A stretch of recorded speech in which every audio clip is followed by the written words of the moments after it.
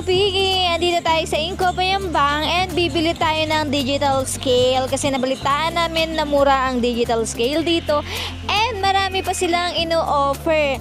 Bali yung digital scale nila is meron silang 150 kilos and 300 kilograms na digital scale. Bali mura sila, nag-sale sila nasa 3,500 itong kinuha nating 300 kg and gagawa na lamang si Daddy ng crib na paglalagyan natin para titimbangin natin yung ating mga baboy. Bali bumili na kami nito kasi yung hanging scale namin is hindi niya kakayanin yung aming mga inahin kung ibebenta na namin dahil balak na ring ibenta yung ating isang inahin dahil kaunti lamang ang naproproduce niya na mga piglets. Kung napansin nyo, yung unang anak niya is iisa lang and ngayon is 8 lang na anakan.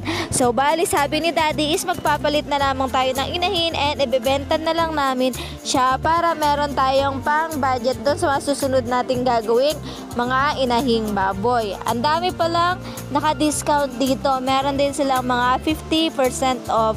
Dito lang yan sa Inco Bayambang. So not sponsored. Eto na pala yung ating Mama Pig and so bibenta na namin siya and okay na dahil nabukod naman na natin yung kanyang mga piglets. Bale, itong ginawa ng crib is DIY lang ni Daddy. Sinukat niya na kay Mama Pig para kung sakali is lalagyan na lang natin ng singat-singat. Itong nangyari na yun is balak sana namin sa garahe na lang timbangin, yun nga lang hindi na nila nabuhat dahil sa sobrang bigat ng ating Mama Pig. So dyan na lang nilagay ni Daddy yung ating timbangan para dyan na lang nila bubuhatin. Itong timbangan natin is accurate, nagtimbang kami lahat para makita. Bali itong crib is nasa 50 kilos. So ipa-plus, i-minus na lang natin to sa pinaka-total niya. And yung ating inahing baboy ay nagtimbang ng 300. So ma-minus natin yung 50 na crib is nasa 250 kilos yung ating inahing baboy. So ang bilis niya makarecover simula nung naiwalay na natin yung ating mga alagang piglets.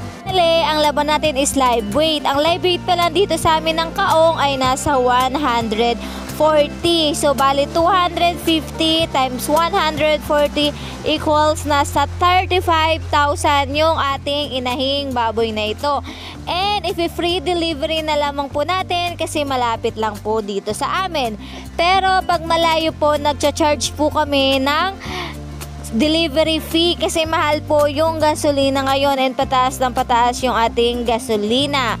Eh, nagpatulong na lang din si Daddy na magbuhat sa may garong natin dahil hindi niya kakayanin mag-isa yung ating Mama Pig o yung ating inahing baboy dahil sa sobrang bigat niya. 200 kilos ba naman yan? 250 kilos, diba? So mahihirapan siya magpasok. Sa lahat ng sinakay namin, ito na yung pinakamalaki nating naibentang baboy ngayon. Ayan. So, kasyang-kasya pa naman siya sa ating garong. And, syempre, ayan o. Hi, bye, thank you. Sa yung mga piglets na binigay sa amin na naalagaan natin sila. Bye. Ingat sa biyahe. And, ayan na, nag-aabot na sila ng bayad. Ayan, bilang-bilang tayo. Double check, ganun. Siyempre wala namang iba, halos kamag-anak din ni Daddy yung bumili sa atin. And sa mga nagsasabi na ang swerte natin dahil mataas yung mga live weight kahit papano, yan, so magtingin po tayo ng mga buyer na hindi po tayo halos baratin kasi maraming mga buyer din na pumupunta sa amin na halos hinihingi na yung aming alagang baboy pero syempre no tayo dyan. Kung wala tayo in case na maging buyer, katayin na lang natin yung ating mga alaga para meron naman tayong tubo dahil mataas na ang presyo ng feeds and pataas pa rin ng pataas, hindi na sila bumababa. So ingat po tayo sa ating mga alagang baboy and makahanap tayo ng mga magandang buyer. So ito na yung bayad nila. Ayan, so thank you and sa susunod ulit.